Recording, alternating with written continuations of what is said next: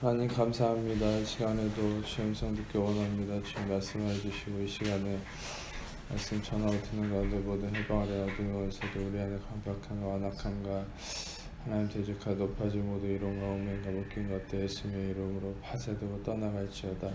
우리 이 시간에 성령님만 이곳에 환영을 초청하고 모셔드리고 인정하고 의지하오니 영광으로 임하시고 다스리시고 충만케 하시며 주의 나라 임하여 주시고 뜻이 한수 이루어진 것 같이 땅에서도 이루어지며 주께서 예비하신 각 신령 안에 30배, 60배, 100배 차고 넘치는 열매 가득하도록 이 시간 추청하시고 역사해 주옵소서. 이제 비가 건대신 예수님의 그릇만 증거되어 계시되어 드러나고 나타나시고 원하오니 예수님 홀로 영광 받으시고 찬양 받으시며 오직 이 시간에 예수님께만 모든 영광과 존귀와 찬양이 되기 원하오니 예수님 홀로 영광 받으시고 찬양 받아 주옵소서. 감사합니다.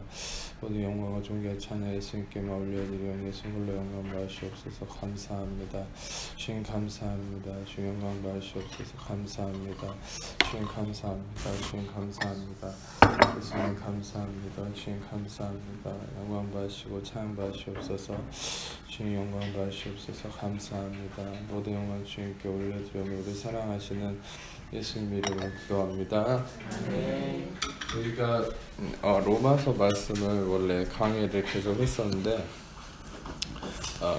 이게 이제 로마서 말씀을 준비하다 보니까 좀 많이 지연이 된 것 같지만 그 안에서 주님이 주시는 여러 가지 진리들이 있다 보니까 이렇게 저는 처음에는 로마서 13장, 14장, 15장은 그냥 이렇게 실천하는 면으로 생각을 했었는데 말씀을 이렇게 묵상하고 나누려고 이렇게 준비하다 보니까는 그게 아닌 거예요. 이게 굉장히 오히려 이제 대개는 사람들이 전에도 나눴듯이 로마서 11장까지는 뭐 이렇게 진리에 관한 부분이고 뭐 근본적인 본질적인 원리에 관한 부분이고 12장부터 그 이후에는 뭐 이렇게 거기에 대한 실천이다 이렇게 생각을 했는데 또 그렇게 개관을 써놓은 분들이 많아요. 근데 그게 너무 큰 오류라는 생각을 받았어요. 왜냐면 우리가 이제 그래서 실상 율법의 행위에 빠지는 경우에 문제가 생긴다는 거죠.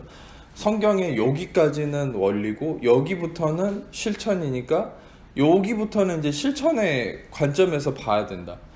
그러니까 이제 그런 부분에서 성경도 이렇게 나눠져 있다 이렇게 생각을 하는 거예요. 근데 엄밀히 얘기 드리는 거는 말씀이라는 건 전에도 계속 복습하듯이 말씀을 드리는 거지만 성경 말씀이라는 건 그리스도에 관한 거죠. 너희가 성경을 연구하고 나를 영생 얻기 위해서 연구했지만 이 성경은 나에 대해서 증언하려는 거다. 바로 예수님에 대한 그 나타나심이 성경의 목적이고 그리스도의 생명이 드러나는 게 성경의 목적인데 성경 그러니까 여러분들이 그 말씀을 많이 오해하는 부분이 있어요. 모든 성경 하나님의 감동으로 된 것으로 교훈과 책망과 바르게 함과 의로 교육하기에 유익하다. 그래서 솔직히 의로 교육해야 되고 교훈이 있어야 되고 책망이 있다 이렇게 생각하는데 여러분 생각해보세요. 그 말씀을 뭐 기회가 되면 자세히 나누겠지만 솔직히 교훈과 책망과 바르게 함과 의로 교육하기에 성경이 유익한 책이다. 그러면 여러분 인간의 지혜로 교훈하고 책망하고 의로 교육한다는 게 실은 은혜 복음의 이 진리 안에서 그게 말이 안 되는 거예요.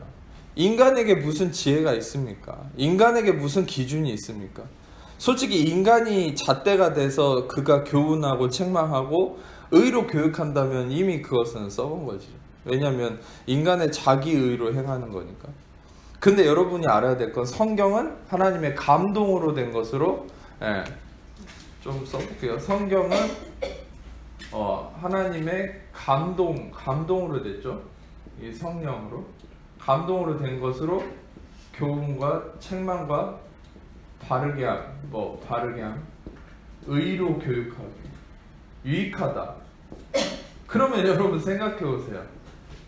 저는 여기에서 쉽게 힌트를 얻을 수 있는데 성경은 성령의 감동으로 된 책인데 이 교훈과 책망과 바르게 함과 의로 교육하기에 유익하다 할 때 이 유익을 누가 주는 겁니까? 바로 성경에서 예수 그리스도를 발견할 때 그 예수 그리스도를 발견함을 통해서 우리는 그분을 통해서 교훈을 얻고 그분을 통해서 때론 책망을 받기도 하고 바르게 되고 의로 근본적으로 의로움으로 인도하시는 게 바로 성경에서 예수 그리스도를 발견할 때죠. 여기서 예수를 발견해요. 그러니까 성경이란 성령의 감동으로 된 건데 이 성령님도 오로지 항상 초점을 맞추고 인도하려고 하는 목적이 예수 그리스도잖아요. 맞습니까? 그러면 이 성령님이 항상 얘기하려고 하는 게 뭔지라. 그러니까 우리는 너무 거기에 영향을 많이 받았어요. 은사주의자들. 그러니까 우리는 어떤 면에서는 너무 교회가 안 좋은 영향을 받은 곳이 많은데 첫 번째는 율법주의고 또 한 가지는 은사주의자들. 은사주의자들 또 너무 잘못되게 이 성령을 너무 왜곡시켜놨어요. 뭐 이렇게 막 어떤 도구쯤으로 여기고 성령이 어떤 신비한 일을 하는 그런 수준으로 여기는데 아니에요. 성경을 보면 이 성령님의 마음속에는 늘 아들이신 예수 그리스도만 전하는 것이 목적이에요. 그러니까 예수님도 성령 보혜사에 대해서 설명할 때 그 보혜사는 나를 마르티리오 증언하러 온 자다. 나를 위해서 온 자라는 거예요. 이 보혜사는. 근데 이 보혜사 성령님은 바로 예수 그리스도를 증언하러 오신 분이고 이 성령님이 성경을 쓰셨으면 생각해 보세요. 이거 논리적으로 생각해도 거기 답이 나오죠. 우리는 성경의 저자가 성령이라는 거 믿습니까? 그럼 성령님의 마음속에는 예수님밖에 없어요. 성령님의 목적은 예수를 증언하려. 어떤 면에서는 성령이 은사를 주고 신비한 일을 행하시는 건 다 예수를 증언하고 나타내기 위함이에요. 근데 이 성경은 그러면은 근본적으로 예수만을 나타내려는 게 목적이겠죠. 여러분 실상 소설책을 읽어도 소설책의 저자가 무엇을 의도하는지 무엇을 나타내려고 하는지는 솔직히 그 한 개의 소설책만 읽어볼 게 아니라 그 사람이 쓴 다른 책들을 읽어보면 답이 나와요. 그러면 한 가지 맥락으로 들어. 왜냐? 그 소설가의 그 책을 쓴 소설가의 뭡니까 철학이 들어가 있기 때문에 그 사람의 이 마음이 그 책에 반영되기 때문에. 그러니까 실은 이 성경의 저자인 성령님의 마음에 누가 있는지를 알면 이 성경의 목적을 정확하게 알 수 있죠. 그건 예수밖에 없어요. 그러니까 이 성령님은 또 하나의 재밌는 사건이 있죠. 리브가를 이 신부감, 이삭의 신부감을 찾으러 간 종의 모습. 그 종이 이제 성령님을 의미한다고 얘기했죠. 보험적 관점에서. 근데 이 리브가를 만났을 때 여러분 실상 재밌는 거는 이 종이 당신이 어떠고 저쩌고 당신 집안이 어떠고 저쩌고 이런 얘기 안 했어요. 종은 이 리브가를 만나가지고 리브가는 신부인 우리를 의미하는 거예요. 이삭은 신랑이신 예수님을 의미하고 이 종은 성령님을 의미하죠. 이 종이 근데 재밌는 거는 성경에 이름 없는 종이라고 나타나는 구절들이 보면 꼭 그거는 성령님을 모티브로 한 개념이 대다수입니다. 참고로 알아두세요. 근데 거기서도 원래 이 종의 이름이 엘리에셀이라는 사람인데 근데 이름이 안 나와요. 그 이삭의 이 신부감을 찾으러 보낼 때는. 그러니까 이름 없는 종, 바로 성령을 의미하는데 그 종이 리브가를 만났을 때 어떻게 하냐면 다른 건 전혀 얘기하지 않고 그냥 자기 주인의 아들 이삭에 관해서만 계속 얘기합니다. 그러니까 여러분 생각해 보세요. 이 성령님이 바로 신부감이 우리를 찾으러 오신 성령님께서 성령님을 나타내는 거고 종이. 그리고 이 성령님은 그 아들 얘기만 하는 거 우리한테. 우리의 신부로서 그 신랑 얘기만 하는 거죠. 그 신랑이신 예수님 얘기만 하는 게 성령님의 뜻이다. 그러면 여러분 생각해 보세요. 이 성경은 교훈과 책망과 바르게 함과 의로 교육하기에 유익하다.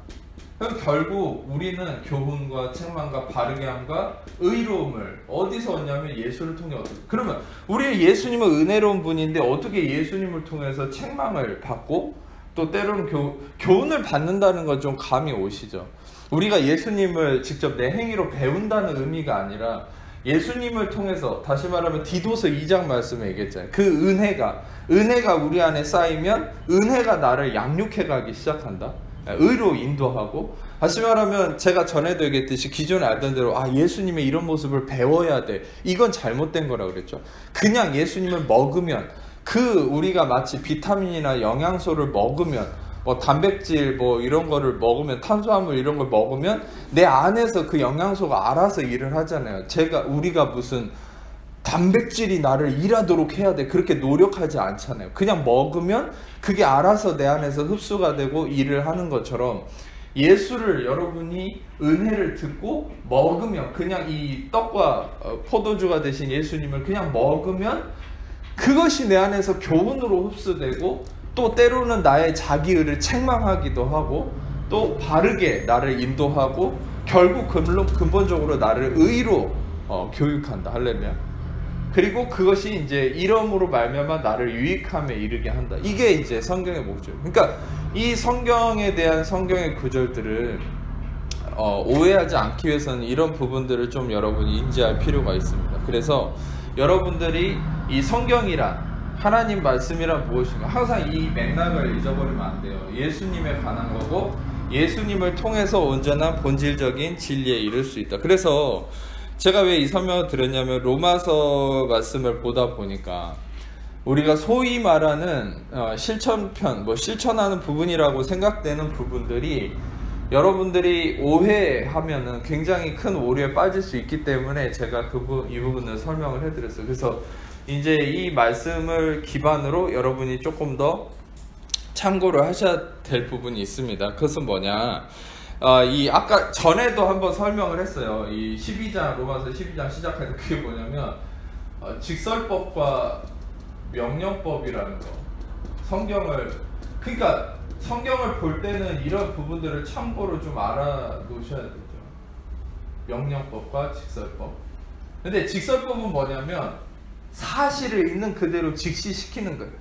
진리의 관점에서 너는 어떤 존재다라는 걸 얘기해주는 거고, 명령법은 명령하는 거죠. 그러니까 직설법과 명령법을 왜 얘기하냐면, 이 신약을 볼 때는 그러니까 구약은 뭡니까? 율법 안에서 인간이 할 수 없는 걸 깨우쳐야 되니까 그냥 명령만 하는 거예요. 계속 그 사람 사정이 어떻든지 명령만 해요. 그러면은 그 사람이 사정이 안 돼서 못 지키면 그냥 저주받는 거예요. 근데 그걸 의도하는 거죠. 그냥 인간은 준비가 안 돼 있어요, 구약에서. 대속함이 이루어지지 않았으니까. 근데 준비가 안 된 자에게 계속 명령을 하는 이유는 뭡니까? 로마서 5장 20절에 율법이 온 것은 범죄를 더하게 하려 합니다. 그러니까 범죄를 더하게 하려고 하는 거죠. 왜? 실패해야 되니까. 실패해야 자기의가 깨지니까. 근데 이제 신약에서는 대속함이 이루어졌어요. 대속함이 이루어졌다는 이 진리가 그 근본이 돼서 직설법을 쓰는 거예요. 직설법의 이 신약에서의 직설법이라는 거 아까 얘기했죠. 사실을 직시하는 거. 지금 사실을 직시시키는 거예요. 근데 지금 우리에게 있어서 근본적인 사실이 뭡니까? 예수 그리스도가 값없이 우리를 속량하셨다는 거죠. 모든 사람이 죄를 범하였으며 하나님의 영광에 이르지 못하는 그리스도 예수 안에 속량으로 말미암아 하나님의 은혜로 값없이 의롭다함을 얻은 자 되었다. 로마서 3장 23절과 24절, 여기에 이 사실이 우리에게 주어진 근본적 사실이죠. 아멘.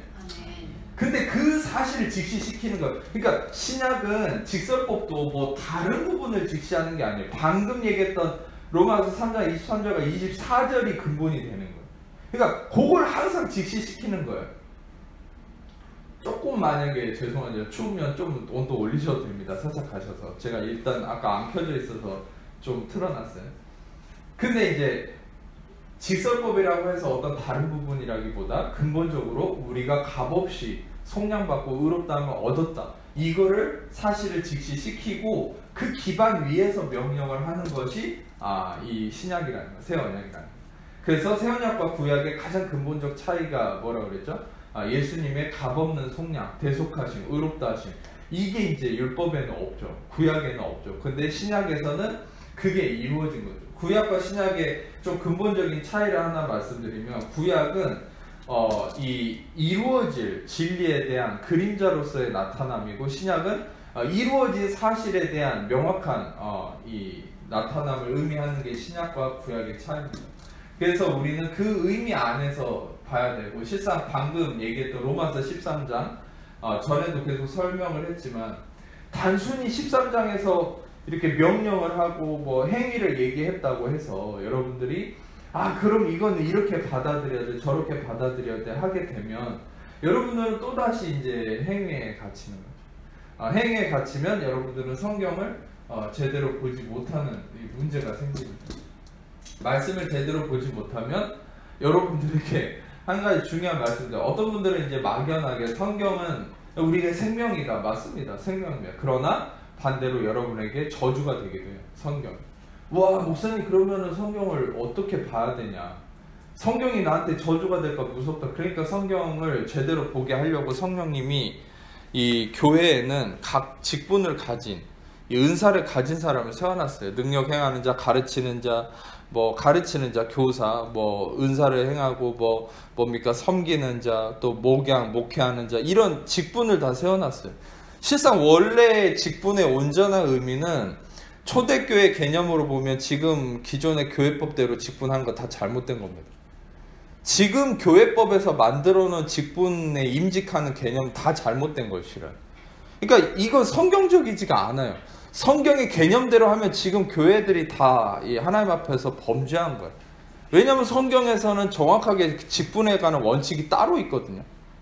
그리고 실상 그 직분도 은사에 따라서 해야 돼요. 그리고 무조건 장로, 권사, 안수집사 이렇게 세울 게 아니라 그 사람의 은사에 따라서 영적으로 판단해서 어떤 사람 가르치는 자, 어떤 권사라는 이름도 없는 거 아세요?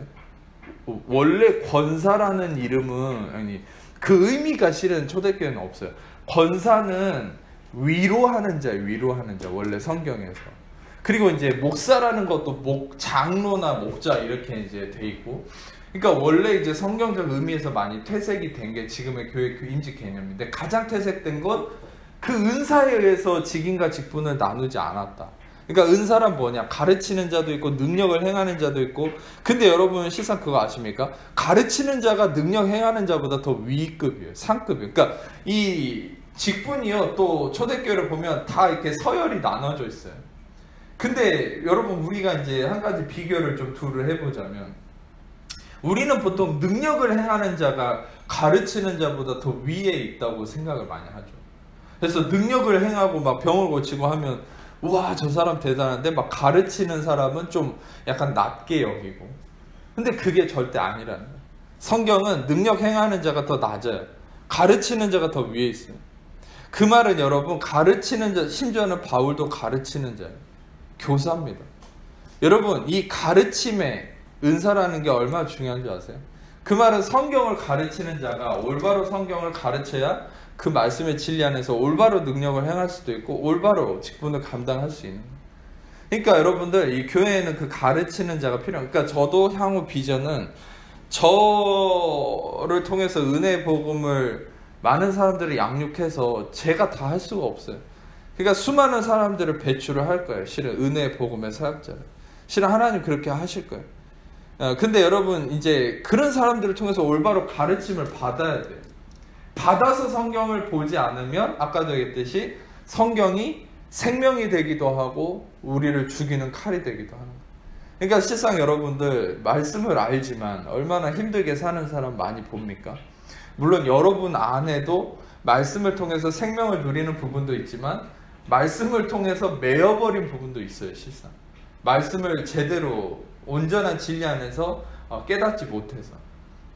저는 그래서 은혜의 복음의 이 온전한 사역이란 매여있는 부분을 풀어주고 진정으로 말씀의 진리 안에서 자유케 하는 이 생명의 사역이라고 믿습니다. 그래서 여러분들 이제 이런 의미로 여러분들이 좀 성경을 다시금 생각했으면 좋겠고, 로마서 13장 말씀을 같이 좀 보도록 하겠습니다. 로마서 13장, 오늘은 사랑에 대해서 좀 초점을 맞춰서 보려고 하는데, 이 말씀을 묵상하면서 여러분들이 오늘 이제 굉장히 하나의 이 잘못된 개념을 깨트릴 수 있다. 여러분, 저는 그런 게 있습니다. 좀 그게 제 은사인 것 같은데, 여러분들이 잘못 생각하는 개념을 깨트릴 때마다 희열이 느껴져요.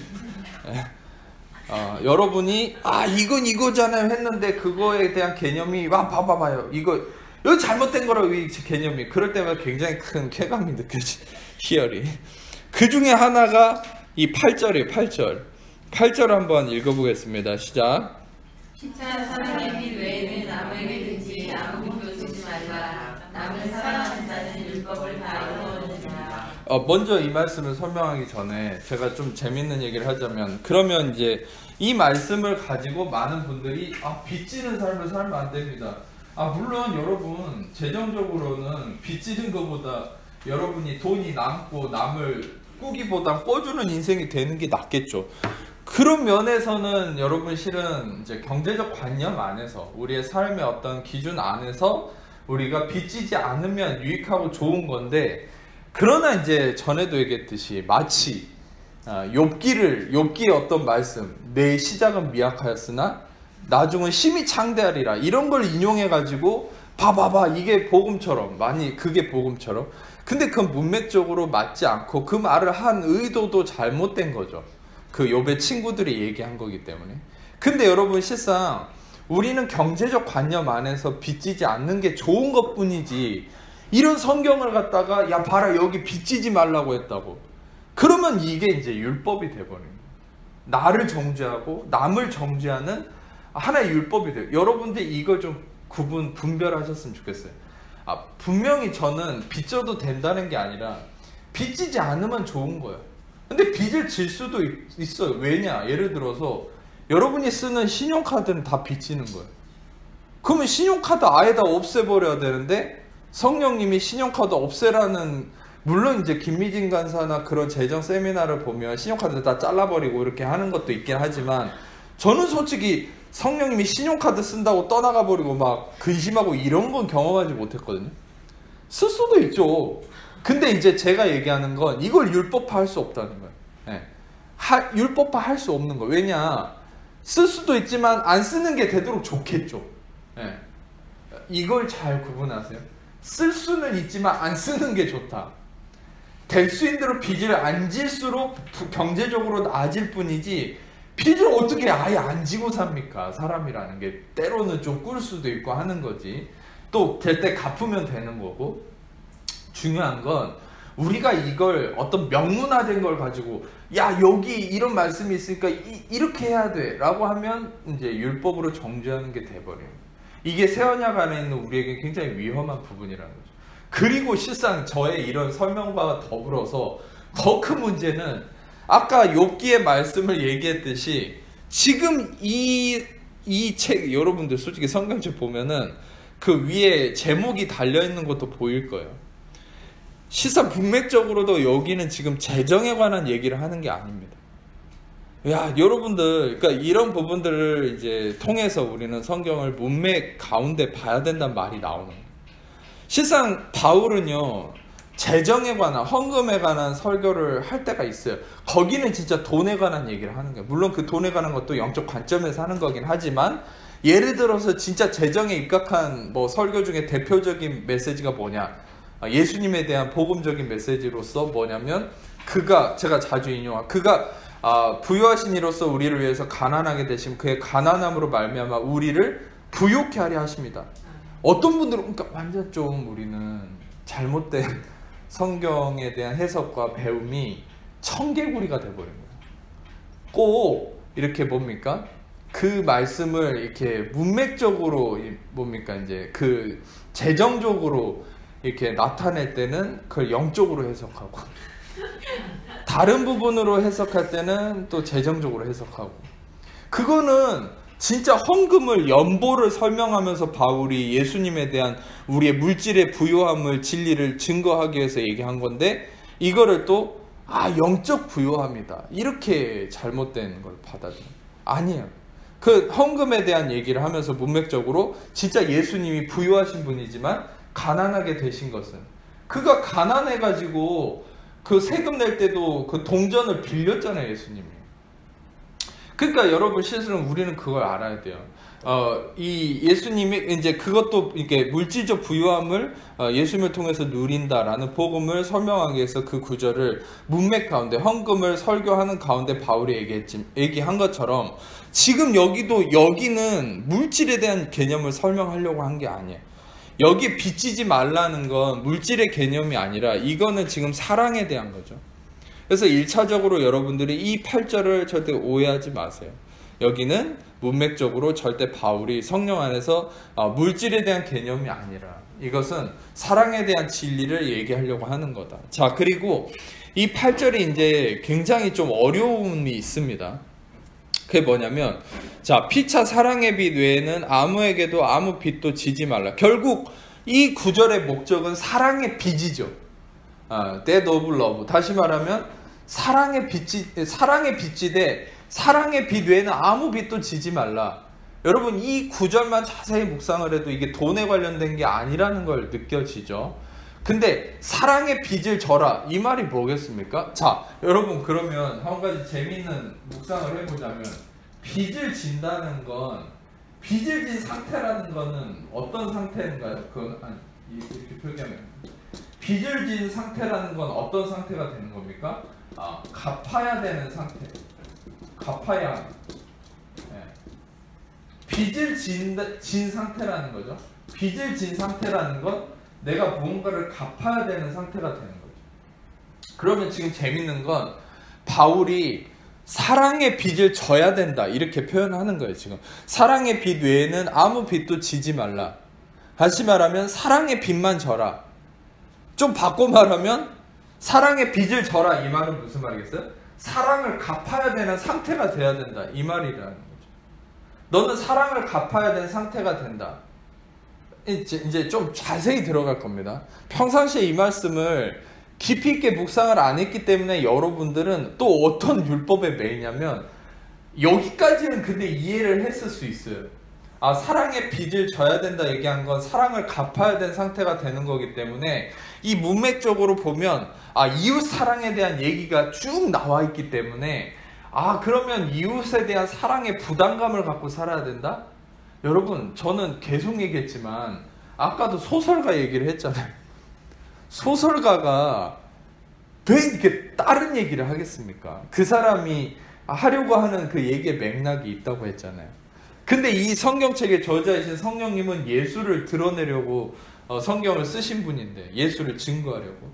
근데 갑자기 이 성령님이 바울에게 은혜 복음을 계시하다가 갑자기 율법을 얘기하겠어요? 그것도 율법의 완전 최고봉이잖아요. 하나님을 사랑하고 내 이웃을 사랑해라. 이게 율법의 제1번인데, 최고봉인데. 왜 최고봉입니까? 전에도 얘기했죠. 십계명. 여러분이 잘 아는 십계명의 왼쪽에 4개, 오른쪽에 6개라고 했죠. 왼쪽에 4개는 하나님을 사랑하고, 오른쪽에는 이웃을 사랑하고. 그래서 제일 첫째된 계명이라고 얘기하는 복음서가 하나님을 사랑하고 내 이웃을 사랑하라. 요게 이제 제일 큰 계명이라고 한 거예요. 십계명 왼쪽에 4개가 하나님을 사랑함에 대한 거고, 오른쪽에 6개가 이웃에 대한 사랑이고. 물론 이건 한국식입니다. 원래 히브리식으로 하면 왼쪽 여기가 이제 저기죠. 오른쪽에서 왼쪽으로 읽으니까. 어찌됐든 요렇게 십계명이 이루어졌는데, 그럼 생각해 보세요. 우리가 지금 이 새언약의 그것도 기독교 복음의 교리 중에 교리라고 하는 로마서에 이 8장, 10장, 9장, 10장, 11장까지는 막 엄청난 은혜의 복음의 진리가 써있다가 율법을 막 다 타파하고 율법은 다 필요 없는 것으로 막 굉장히 공격했던 이 바울이 갑자기 12장부터는 실천편 해가지고 이제는 무슨 뭐 하나님을 사랑해야 되고 이웃을 사랑해야 됩니다라고 율법을 강조했겠냐는 거예요. 이거는 이제 무슨 성령님을 이상한 존재로 만들어버리는 거죠. 이 얘기했다 저 얘기했다 하는 거죠. 아니라는 거예요. 한 가지, 여러분 솔직히 세상의 작가들도 훌륭한 작가들 많이 있지 않습니까? 훌륭한 작가라고 한다면 실은 그 훌륭한 작가는 일관되게 자기의 마음의 철학을 증거하는 사람이겠죠. 근데 여러분 이 세상의 가장 훌륭한 작가는 성령님이시죠. 맞습니까? 물론 작가라고 해서 뭐 허구를 뭐 쓰는 그런 의미를 얘기하는 게 아니라 성령님은 있는 그대로의 진리를 쓰시는 분이시죠. 그런데 이 성령님은 하물며 더 일관되고 더 정직하고 진실한 분이지 않겠어요? 이거 했다 저거 했다 말하지 않는 거예요. 그러니까 성령님이 이 복음서 이 로마서를 통해서 진정한 은혜 복음을 전했다면 마지막까지 그 복음이 일관되게 이어지는 것이죠. 우리는 그 맥락 안에서 성령님의 흐름을 따라서 성경을 볼 수 있어야 되는데 그게 뭐냐? 아까도 얘기했듯이 여기서 표면적으로는 이웃 사랑에 대한 부분이 나왔다고 하지만 이 이웃을 사랑함이 율법에 얘기한 것처럼 이웃을 사랑해야 된다라고 율법의 행위를 강조하는 원리겠냐는 거예요. 아니라는 거죠. 여기서 그러면 어떤 의미일까요? 아까 직설법과 명령법을 생각해 보세요. 그리고 다시 한번 이걸 생각해 보세요. 빚을 진 상태가 돼야 된다. 피차 사랑의 빚을 져라. 그 말은 서로 사랑을 갚아야 되는 상태가 돼야 된다. 여기서 멈추면 여러분들은 그래 난 사랑을 갚아야 돼. 이런 어떤 또 율법에 빠진다는 거죠. 그런데 좀 더 깊이 있게 묵상을 해보세요. 그러니까 여기에 숨겨져 있는 예수님의 진리를 찾아낼 수 있어야죠. 그게 뭐냐면 사랑을 갚아야 되는 상태가 된다는 건 뭡니까? 내 안에 사랑이 있어야 되겠죠. 하나하나를 잘 따라와 보세요. 내가 사랑을 갚아야 되는 상태가 돼야 된다는 건 내 안에 사랑이 있는지를 늘 확인을 해야 된다. 근데 내 안에 사랑이 있는지를 확인을 해야 되는데 여러분 생각해보세요. 우리 안에 사랑이 있습니까? 우리의 의 안에는, 우리의 인간적인 개념 안에는 사랑이 없어요. 우리가 진짜 이웃을 사랑하려면, 그러니까 율법 안에서는 왜 하나님을 사랑하고 이웃을 사랑하라고 했습니까? 이것부터 설명을 할게요. 율법은 아까도 얘기했죠. 실패하기 위해서 온 거라고. 인간의 자기의를. 인간의 자기의는 뭡니까? 내가 하나님을 사랑할 수 있다. 내가 이웃을 사랑할 수 있다. 자신하는 게 인간의 자기의죠. 예를 들어서 베드로는 이 사람들을 다 제자들 가리키면서 예수님을 부인해도 나는 예수님을 부인하지 않겠습니다. 이렇게 장담을 했는데 결국 자기가 저주하고 도망갔잖아요. 이게 인간의 율법 안에서의 현실이죠. 하나님을 사랑한다 노력했고 이웃을 사랑한다 했지만 결국 아무것도 할 수 없는 게 인간의 자기의라는 거예요. 그래서 인간의 이런 어떤 할 수 없음을 깨닫게 하려고 율법을 주신 거예요. 율법을 올바로 적용하는 법을 제가 알려드렸죠. 전에도 얘기했듯이 예를 들어서 율법에 살인하지 말라 그렇게 얘기했으면 우리는 나는 살인하지 않기 위해서 노력해야지. 그건 율법에 갇히는 거예요. 그 갇히는 게 어떤 개념이라고 했어요? 갈라디아 3장 10절에 얘기한 것처럼 무릇 율법 행위에 속한 자들은 저주 아래 있나니 율법책에 기록된 것을 항상 기록된 모든 것을 항상 행하지 않는 자는 저주 아래 있다.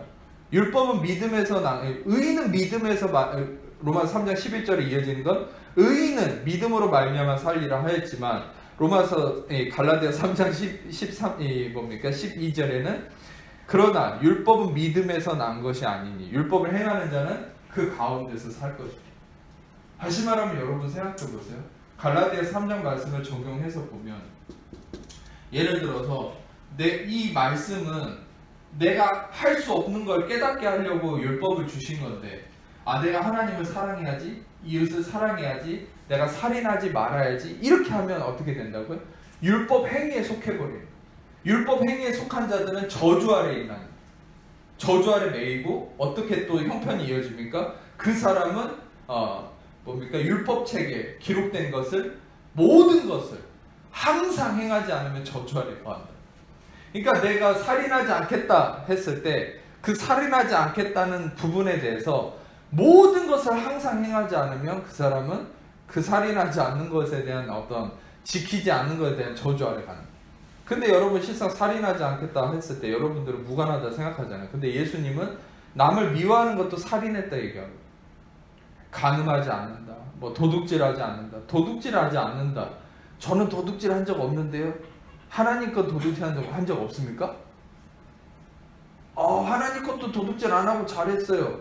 여러분 실상 여러분들이 생각해 보세요. 오늘 여러분들이 한 가지 도둑질하지 않았다는 거 얘기해서 꼭 정죄하려고 하는 얘기가 아니라 나는 스스로 의롭다고 착각할까봐 하는 얘기인데 도둑질하지 않았다는 게 돈하고 어떤 그런 부분만 연관된 줄 아세요? 사랑에 대한 것도 도둑질입니다.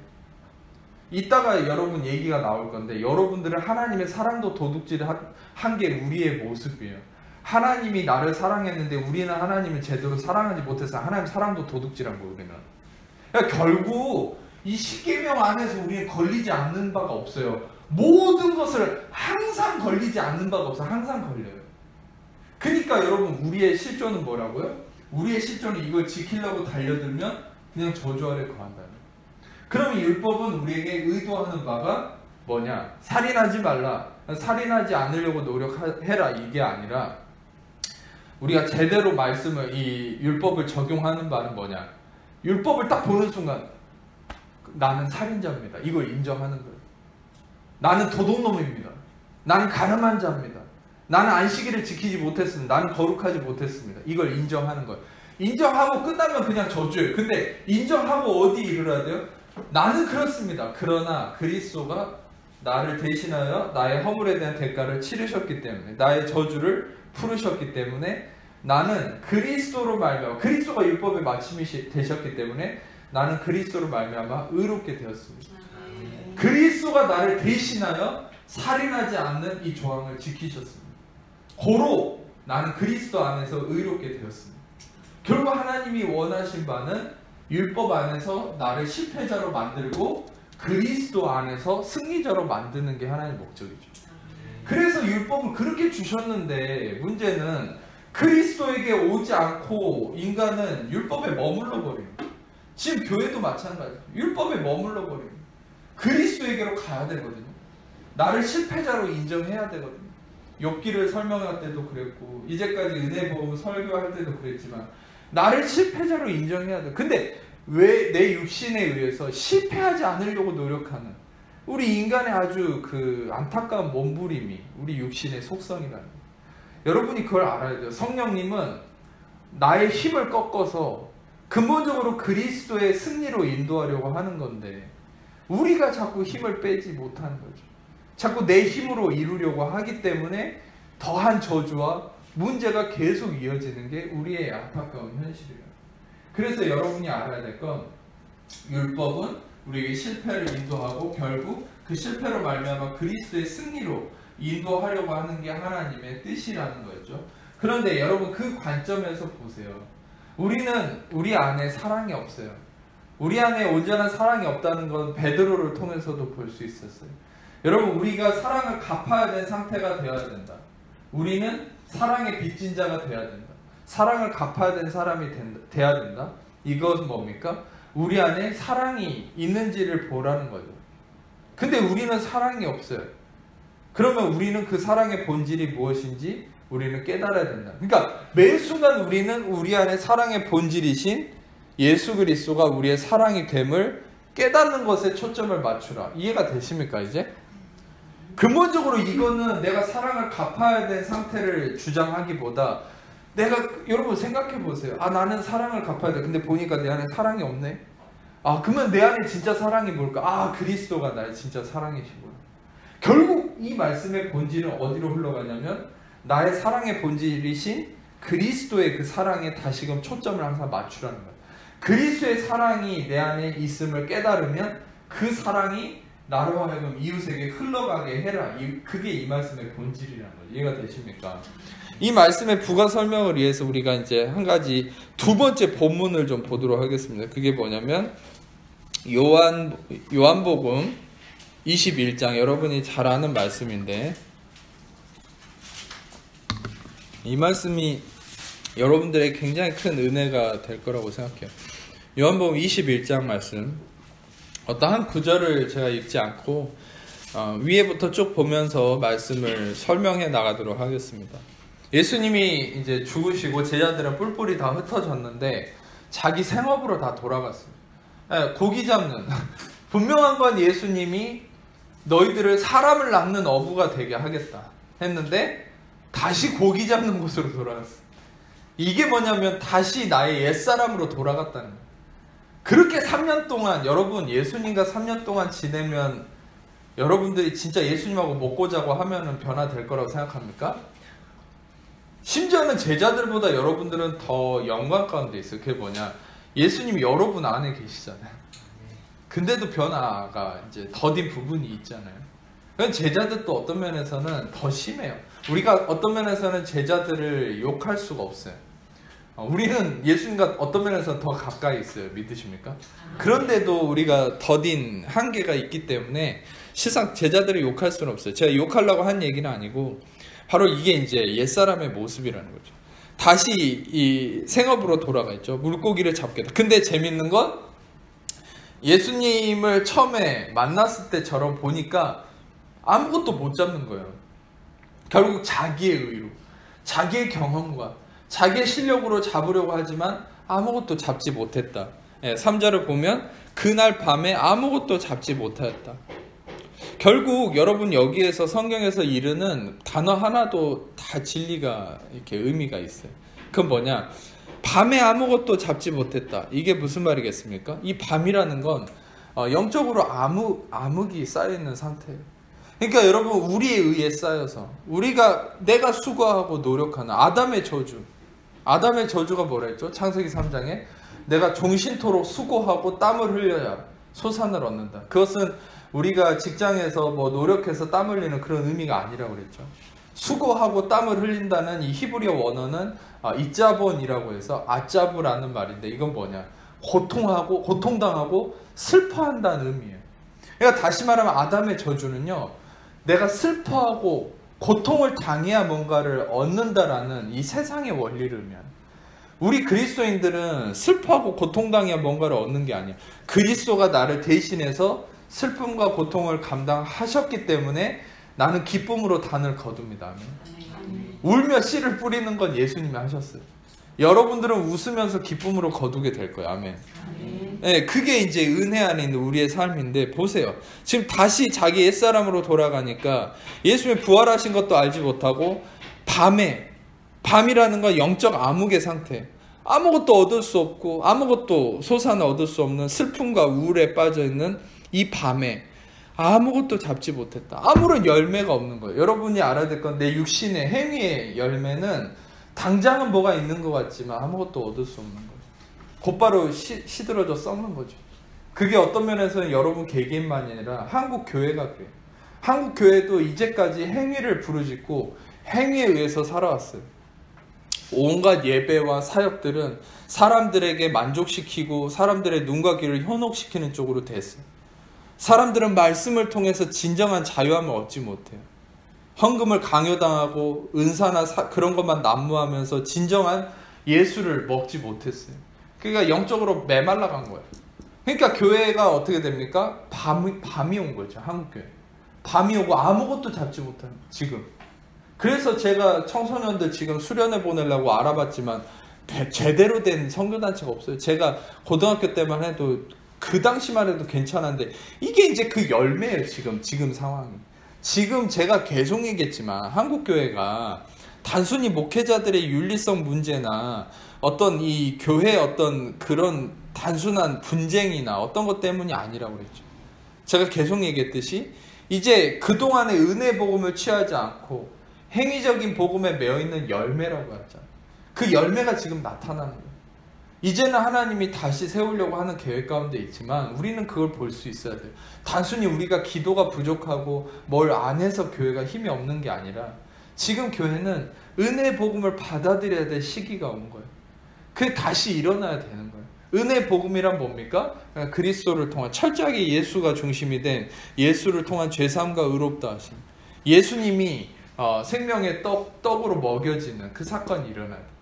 그게 대한 설명이 이따 나올 거예요. 근데 어찌됐든 여러분 지금 교회도 우리 개개인도 밤이 맞도록 아무것도 잡지 못하는 상황이라는 거죠. 그런데 그 상황 속에서 우리는 한 가지 아까도 방금 얘기했잖아요. 우리의 가장 큰 오해가 뭐냐, 이렇게 밤이 되고 아무것도 잡지 못하면 막 분석을 하는 거예요. 물고기를 잡으려면 어떻게 해야 될까? 여기 몇 도, 여기 몇 도로 더 해서 여기 지점을 파야 돼. 여기 지점에 그물을 집중적으로 던져봐. 백날 해보세요. 거기다 던져도 안 나와. 네, 백날 던져도 안 나온다니까. 여러분 이 사람들이, 저는 이런 생각까지 들어요. 야, 한 뼘 단위로. 야, 여기다 던져봐. 여기 한 뼘 넘어서 여기 오른쪽에 여기다 던져봐. 아주 온 거기를 다 뒤졌겠죠. 근데 아무것도 못 잡는 거예요. 이 사람들은 뼈가 굵은 사람들이에요. 근데 아무것도 잡지 못했다.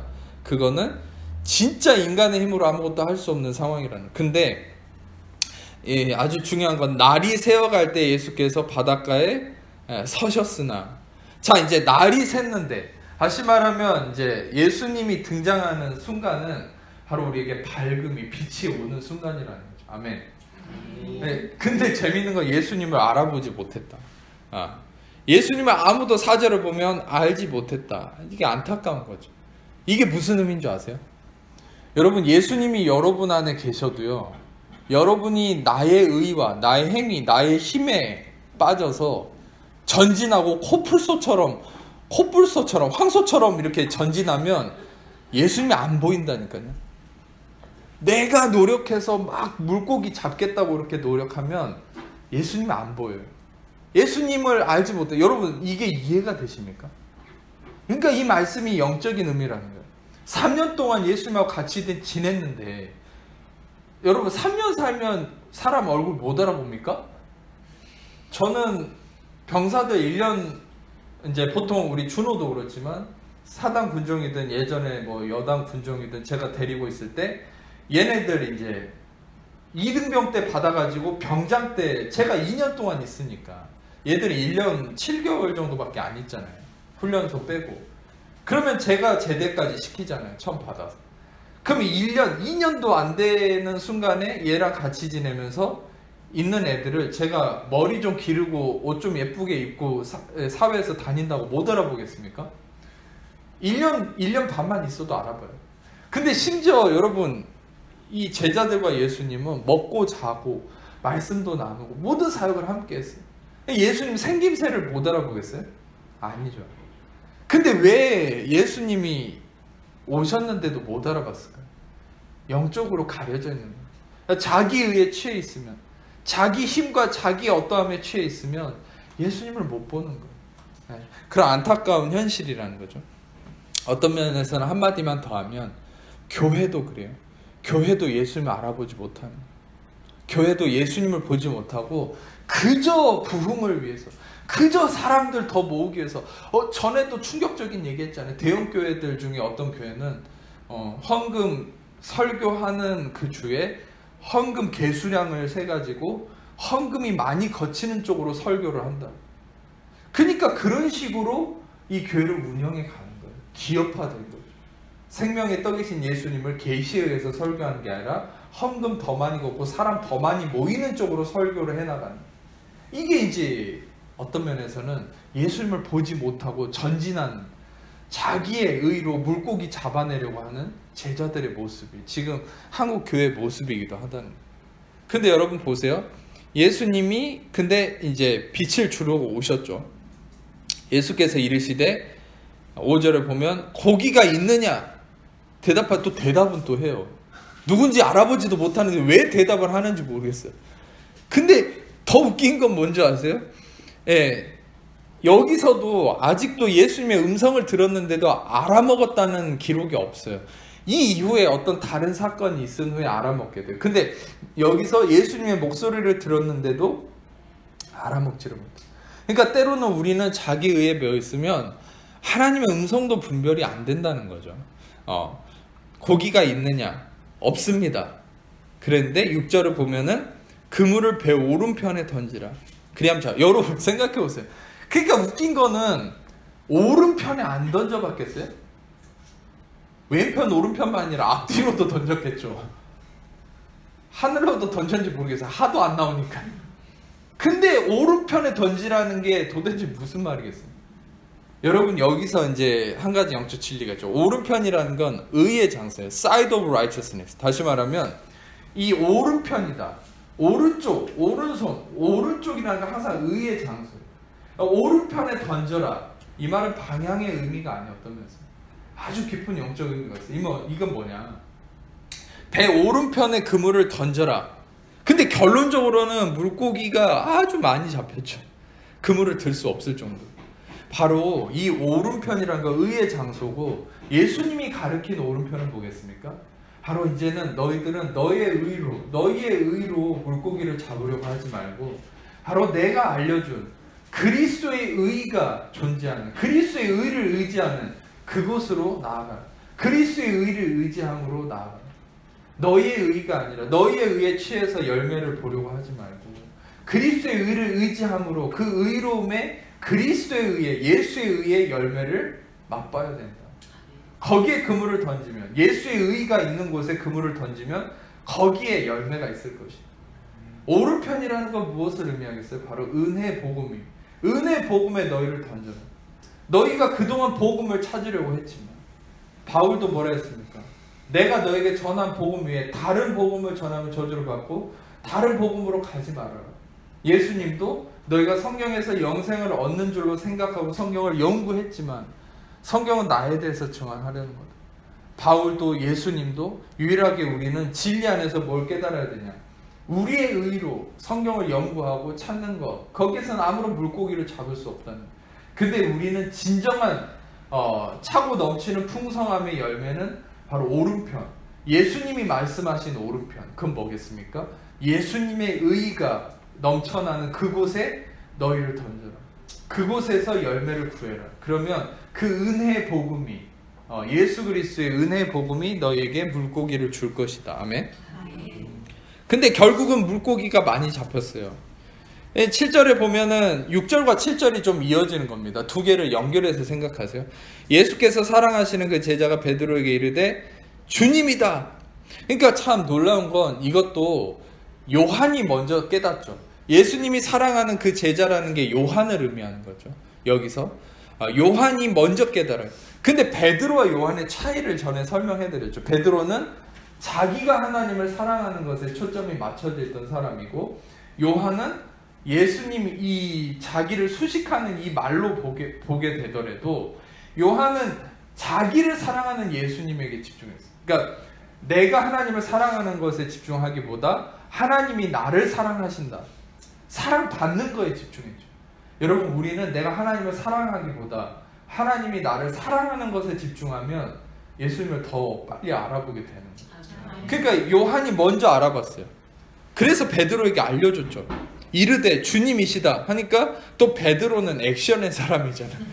그러니까 벗고 있다가 겉옷을 두른 후에 뛰어내렸다.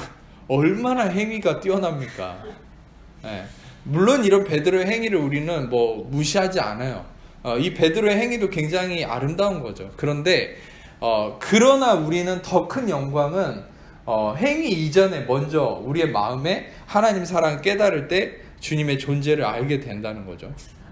그래서 이 사건을 봤을 때 다시 한번 제가 좀 주석과 같이 정리를 해드린 진리를 설명해드리면, 그물을 배 오른편에 던졌다. 이것은 예수님의 의, 다시 말해 오른편을 나타낸다. 예수님의 의를 의지할 때 열매가 이루어지는 것을 나타내고, 이것을 통해서 예수님을 보게 된 거다. 예수님의 의를 의지할 때 예수님을 보게 됐고, 즉 이것은 우리가 나의 의로 살아갈 때 예수님을 볼 수 없고 열매도 없지만 예수님의 의를 의지할 때 비로소 예수님을 보게 되고 열매 맺는 삶을 살게 된다라는 거죠. 그래서 여러분들은 이 부분을 통해서 그것을 좀 아셨으면 좋겠어요. 8절을 보면은 8절하고 이제 그 다음에 넘어가면, 자, 재밌는 사건이 나옵니다. 예수님을 알아보고 제자들이 오는데 예수님이 이미 뭔가 준비해 놓은 게 있어요. 그게 뭐냐면 9절을 보면, 육지에 올라와 보니 숯불이 있는데 그 위에 생선이 놓였고 떡도 있다. 와, 여러분 이거 보면 뭐 떠오르지 않습니까? 생선과 떡. 생선과 떡. 이따 점심이 떠오르십니까? 생선과 떡. 여러분, 제가 전에 설교한 적이 있지만 세례요한이 목 잘려서 죽고 나서 바로 이어지는 사건이 있었죠. 오병이어 사건. 세례요한은 율법을 상징하는 존재라고 했잖아요. 물론 그게 무슨 의미가 있어요, 영적 의미가. 근데 이제 꼭 세례요한이 율법이다 이렇게 얘기하기는 어렵지만 세례요한은 율법의 마지막을 의미하는 인물이에요. 근데 세례요한이 목이 잘려 죽어요. 또 그것도 신기하게요. 그래서 율법의 마침을 의미하죠. 그리고 바로 예수님의 오병이어 사건이 등장을 합니다, 성경. 근데 그것도 복음서에 아주 여러 군데 공통적으로 등장한다고 그랬죠. 근데 예수님께서 오병이어 사건을 하시는 순간을 한번 생각해 보세요. 떡 5개와 물고기 2마리, 떡과 생선, 떡과 물고기. 다시 말하면 그때도 여러분들 은혜의 시작이죠. 떡과 물고기가 은혜의 시작. 결국 여러분들에게 그때도 영적 진리를 설명해 드렸을 때 이 떡과 물고기는 예수님 자신을 상징한다고 했죠. 예수님 자신, 은혜를 모두에게 먹였을 때 먹이고도 12강줄이가 남았다. 모두를 먹이고도 차고 넘친다. 예수님을 먹을 때 우리는 진정한 배부름을 느낄 수 있고 그게 남아서 이 남들에게도 흘려보낼 수 있다. 결국에 여러분들이 알아야 될 건 이 떡과 물고기는 예수님입니다. 근데 여러분 여기에는 한 가지가 더 추가되어 있어요. 여기는 숯불이 추가되어 있죠. 이게 뭐겠습니까? 그 전에는 숯불이 없었어요. 떡과 물고기만 있었죠. 근데 여기는 숯불이 있어요. 떡과 생선인데 그건 뭡니까? 이 숯불은 심판을 의미합니다. 결국 예수님이 이제는 완전한 심판을 감당하고 이 상태는 단순한 떡과 물고기가 아니라 완전한 심판을 거친, 그것은 완전한 속죄와 속량이 이루어진 대속함의 상태, 거기로 예수님이 제자를 초대하신 할렐루야. 그러니까 그 전에도 물론 은혜였지만, 그 전에도 배불리게 먹이는 상태였지만, 지금 제자들의 상태를 보세요. 여기에서 우리는 엄청난 하나님의 사랑을 깨달을 수 있어요. 지금 제자들의 상태는 예수님을 배신하고 도망간 상태예요. 예수님을 배신하고 도망갔어요. 그러면 예수님이 와서 뭘 해주는 게 아니라 책망을 해야 돼. 맞아요. 우리 인간의 개념에는. 근데 예수님은 지금 뭘 차려놨어요. 이걸 보고 오히려 예수님의 제자들은 더 찔림을 받았을 거예요. 떡과 생선 보고 뭐가 떠올랐겠어요? 오병이어가 떠올랐겠죠. 와, 저렇게 우리에게 은혜를 베푸시고 우리 먹이셨던 예수님인데 우리가 예수님을 떠났다니 내가 죽일 놈이야. 이런 게 이제 떠올랐겠지만 예수님은 거기에 숯불을 추가했죠. 그럼 뭘 얘기합니까? 자, 여기 엄청난 하나님 사랑이 있는데 너희는 이걸 보고 죄책감이 생길 거야. 그러나 이 숯불을 봐라. 이 숯불은 뭐냐? 이 숯불은 바로 내가 심판을 거쳤다는 거야. 이거는 너희가 아무리 죄악과 허물이 있다 해도 내가 너의 죄악과 허물을 지고 심판을 거쳤기 때문에, 죄의 대가를 치렀기 때문에 너희들은 너의 모든 나를 배신한 그 어려움과 아픔 속에서 이것을 보고 자유함을 누려. 심판을 거쳤다는 거예요. 심판을 거친 떡과 생선, 그게 바로 숯불에 놓여있는 생선과 떡이라는 거예요. 그래서 바로 이것은 우리가 완전한 속죄가 이루어졌다. 예수님은 이 제자들에게 이걸 얘기하는 거 암묵적으로. 너희가 나를 배신했어. 그러나 나는 너희의 모든 죄를 속죄했다. 내 안에서 은혜를 누려라. 자유해라. 너희를 다시금 은혜로 초대한다. 그래서 그 조반을 차려주신 것이죠. 할렐루야. 얼마나 큰 은혜입니까? 예수께서 지금 잡은 생선을 가져오라. 이렇게 얘기하시고 이제 11절에 보면은 시몬 베드로가 근데 여러분 이제 이 말씀을 좀 시간 관계상 빨리빨리 얘기하면 그물을 육지에 끌어올렸는데 물고기가 153마리. 근데 그물이 찢어지지 않았다. 애게 153마리? 이렇게 얘기할 수 있잖아요. 솔직히 진짜 153마리일까요? 이 153에 대한 숫자에 대한 아주 설이 많은데 가장 확정적인 이 설이라고 할 수 있는 게 뭐냐면 이 히브리어는 다 음가가 이렇게 이 철자 하나에 숫자가 달려 있거든요.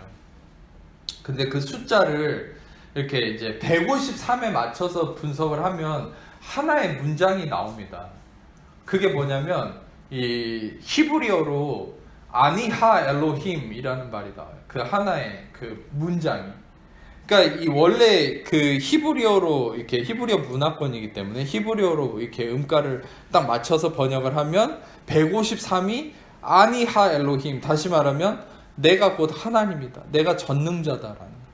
다시 말하면 그리스도 이 153이라는 걸 통해서 뭘 나타내냐면 너희들의 힘으로는 잡을 수 없는 물고기를 전능자인 내가 나의 의로 이루게 할 수 있다라는 의미가 된다는 거죠. 그래서 이거는 참고로 알아두시면 됩니다. 이 153은 그런 의미라는 거죠. 자, 그래서 이제 12절을 넘어갈게요. 12절에 보면 와서 조반을 먹으라. 그리고 13절에 예수께서 떡을 가져다 그들에게 주시고 생선도 그와 같이 하셨다.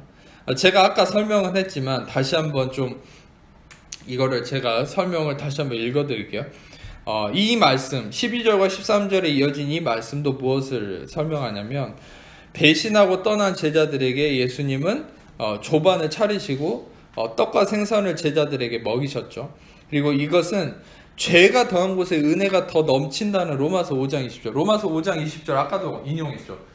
율법이 온 것은 범죄를 더하게 하려 하며 그러나 죄가 더한 곳에 은혜는 더 넘칩니다. 죄가 넘치지만 은혜는 그 죄가 생각나지도 않을 정도로 더 넘친다. 이 로마서 5장 20절의 말씀이 실현된 거 여기에요. 어떤 면에서는 제자들은 죄가 넘치고 있었죠. 그러나 예수님의 은혜가 더 넘쳐서 이들로 하여금 완전한 속죄와 체험을 받게 하셨죠. 할렐루야. 죄가 더한 곳에 은혜가 더 넘친다는 말씀대로 떡과 생선으로 상징되는 예수님 자신을 먹이심으로 죄책감에 매여있는 제자들 살리셨다. 여러분, 그래서 여러분들은 성찬을 할 때도 또 은혜와 의의 선물을 받아들일 때도 여러분 은혜 복음의 말씀을 제 설교를 들으실 때도 여러분들은 근본적으로 죄책감에서 자유케 돼야 돼요. 왜냐하면 모든 예수님의 말씀은, 모든 은혜 복음은 지금 이 떡과 생선, 숯불에 구워진 떡과 생선을 주는 거기 때문에 그렇습니다. 그것은 뭐냐? 마치 은혜 복음의 설교는 모든 맥락이 한 가지예요. 그건 뭐냐? 내가 너를 위해서 대가를 치렀어. 내가 대가를 치르고 율법을 완성하고 속죄를 이루었기 때문에 너는 이제 자유하고 의로운 자가 되었다. 아멘. 더 이상 너 스스로를 정죄하고 너를 괴롭히지 마라. 넌 자유케 되었다. 너는 다시 종이 아니라 하나님의 자녀가 되었다. 아멘. 이 진리를 여러분이 계속 말씀을 통해 깨달아야 된다는 것이죠. 자, 말씀을 조금만 더 설명을 할게요. 그게 뭐냐면 21장 15절을 내려가 보면 이제 제가 아까 여기에서 이제 파생하는 부분을 좀 핵심적으로 설명하려고 하는데 우리 안에 사랑이 없다고 했잖아요. 베드로는 자기가 하나님을 사랑한다고 그렇게 자신했던 사람이죠. 예수님을 떠나지 않겠다. 죽기까지 예수님을 따르겠다. 사랑했던 사람인데 여기서 3번 예수님이 묻죠. 근데 이제 재밌는 거는 처음에 2번은 예수님이 헬라어를 보면 네가 나를 사랑하느냐 베드로야? 약간 짓궂게 느껴질 수 있지만 네가 나를 아가파오 하느냐? 이 아가파오는 하나님의 사랑을 의미하거든요. 네가 나를 아가파오 하느냐? 네가 나를 진짜 하나님의 사랑으로 사랑하느냐? 이미 베드로가 실패한 거 알잖아요. 알고서도 예수님을 묻는 거예요. 네가 그렇게 자신한 대로 네가 하나님의 사랑으로 나를 사랑하느냐? 그러니까 지금 이제 베드로는 정신을 차렸죠. 뭐라고 얘기합니까? 나는 주님을 필레오 합니다. 여기서 얘기하죠. 내가 주님을 사랑하는 줄 주님께서 이 사랑은 아거파오가 아니에요. 헬라어로 필레오입니다. 이거는 우정 정도예요. 우정의 정도의 사랑. 아가파오는 진정한 희생을 통한 하나님의 사랑을 의미하고 여기서 필레오 합니다. 2번째도 네가 나를 하나님의 사랑으로 아가파오 하느냐? 아니요 주님, 저는 필레오 합니다. 3번째는 예수님이 신기하게 네가 나를 필레오 하느냐? 예, 그래요. 제가 주님을 필레오 합니다. 다시 말하면 여러분, 베드로는요 여기서 끝까지 자기의 사랑이 온전한 사랑이 아니었음을 깨닫고 고백하는 거예요. 자기가 진짜 예수님을 사랑한다고 생각했어요. 율법에 이른 대로 진짜 하나님을 사랑한다고 생각했어요. 베드로는 예수님이 하나님이라고 인정했죠. 주는 그리스도 살아계신 하나님의 아들입니다. 하나님이라고 인정했어요. 그리고 진짜 그는 율법에 굉장히 사고방식이 메인 사람이에요. 왠지 아세요? 사도행전을 보면 나중에 그렇게 성령 충만한 상태인데도 여전히 율법에 매여있는 그런 부분이 나오잖아요. 어디 나옵니까? 사도행전 10장에 그 고넬료의 집에 초청받기 전에 그 보면은 보자기에 이 뭡니까 율법에 부정한 짐승들이 배고플 때 나오니까 하나님 먹으라니까 저는 못 먹습니다 그러잖아요. 율법에 이거 먹지 말라 했다고. 그 성령 충만한 사람도 아직 율법에 매여있는 거예요. 그러니까 여러분 그만큼 우리는 뭐 은사를 행하고 성령 충만하고 그거보다 더 중요한 게 여러분의 마음에 여러분이 율법에서 자유함을 얻었냐 아니냐 이게 너무 중요한 거 아시겠죠? 네. 그러니까 여러분들 베드로조차도 거의 매여있었다는 거죠. 근데 그 베드로가 성령 충만할 때도 그랬는데 그 이전에 얼마나 심했겠어요. 하나님을 사랑한다 그렇게 자신했는데 자기의 실패로 이제는 깨닫게 됐죠. 나는 아가파오 할 수 없다. 나는 필레오밖에 할 수 없다. 나는 예수님을 겨우 좋아하는 수준이지 난 예수님을 위해서 희생도 못하는 이런 아무것도 할 수 없는 자다. 그게 진짜 율법의 목적이 성취된 거죠. 베드로가 실패했을 때. 그런데 예수님께서 마지막에는 진짜 예수님에게 초청을 하는 거죠. 조반을 먹으라. 이제 진짜 배 오른편에 그물을 던져라. 그리스도의 의로 있잖아요. 너의 의가 아닌 그리스도의 의로 너가 온전한 사랑을 깨달아야 된다. 이게 이제 요한복음 21장의 온전한 이 진리가 되는 메시지입니다. 실상 우리는 이 베드로에 대한 말씀을 통해서 요한일서 4장 7절에서 10절을 찾아보겠습니다. 요한일서 4장 7절에서 10절.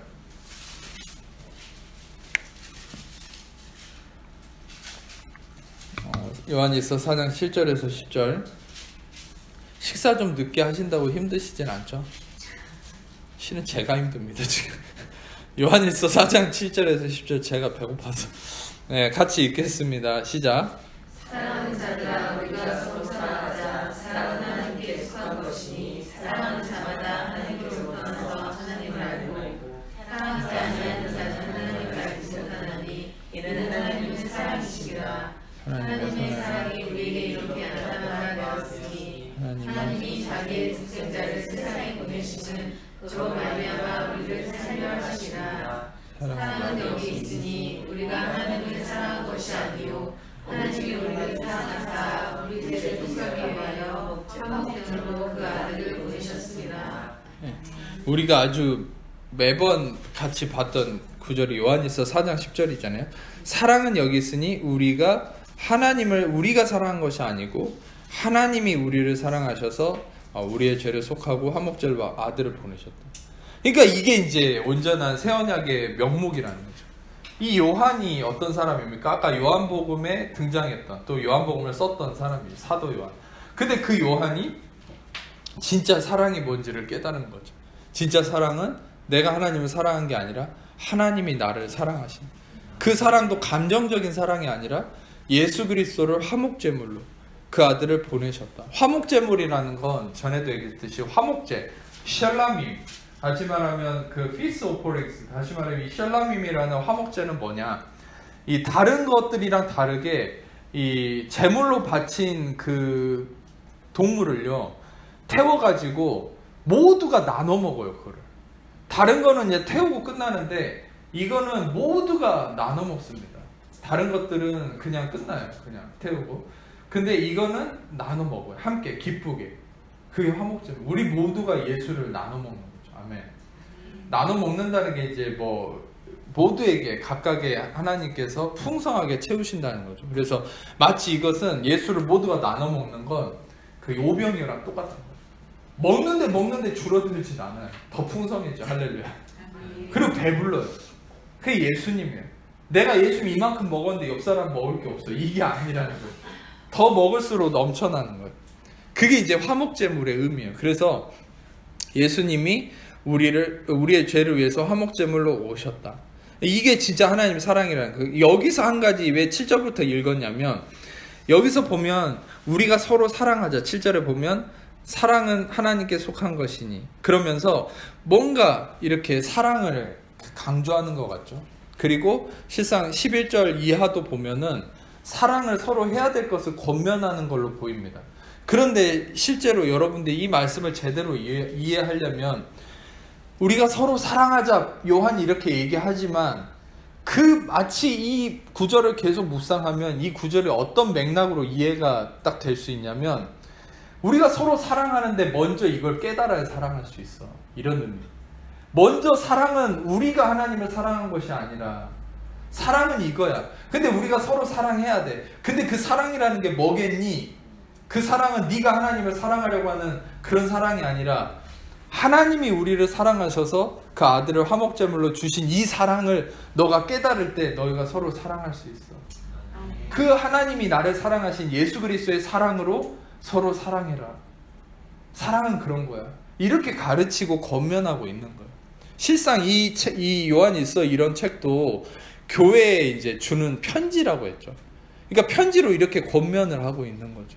다시 말하면 진짜 사랑은 너가 그리스도의 사랑, 즉 하나님이 그리스도를 통해서 독생자를 화목제물로 주신 죄를 속하신 이 사랑을 깨달을 때 너가 이웃을 사랑할 수 있어. 너가 서로 사랑할 수 있어. 그런 의미로 얘기했다는 거예요. 여러분 실상 그런 의미로 여러분 봤을 때 지금 이 로마서 13장에 사랑의 빚 외에는 아무 빚도 지지 말라. 사랑을 갚아야 되는 상태가 돼야 된다. 우리는 그러기 위해서는 진짜 내 안에 사랑이 무엇인지를 깨달아야 된다. 바로 여러분 무슨 말씀인지 알았죠? 우리는 진짜 하나님의 사랑, 그리스도를 통한 화목제물이신 우리의 죄를 속하신 완전한 속죄를 이루신 예수 그리스도를 통한 하나님의 사랑을 날마다 바라보고 깨달을 때 우리는 사랑을 갚을 수 있는 자가 된다. 그래요. 여러분들은 사랑을 늘 갚아야 돼요. 이웃에게도. 그러나 문제는 내 안에 사랑이 없음을 깨달아야 돼요. 그 이전. 그리고 내 안에 진짜 사랑이 뭔지를 깨달아야 돼요. 그 진짜 사랑이 뭡니까? 바로 그 아들을 화목제물로 우리의 죄를 속하기 위해서 주신 그 하나님의 사랑이랍니다. 아멘. 예, 그리고 이제 자, 남을 사랑하는 자는 율법을 다 이루었느니라. 그래서 여러분 그런 의미로 여러분들이 첫 절을 보시고 나서 너무나 중요한 게 뭐냐면 남을 사랑하는 자는 율법을 다 이루었느니라. 이거를 표면적으로 해석하지 말고 저는 여러분에게 한 가지 도전을 하고 싶습니다. 여기서 여러분들이 이 사랑이라는 본질이 뭐냐, 사랑이라는 건 예수 그리스도 그 자체를 의미하는, 시간강에서 조금 더 결론적으로만 설명을 할게요. 사랑이라는 건 예수님을 의미하는 바인데 사랑은 우리가 뭔가를 하는 게 아니죠. 예수님 그분이 사랑이시죠.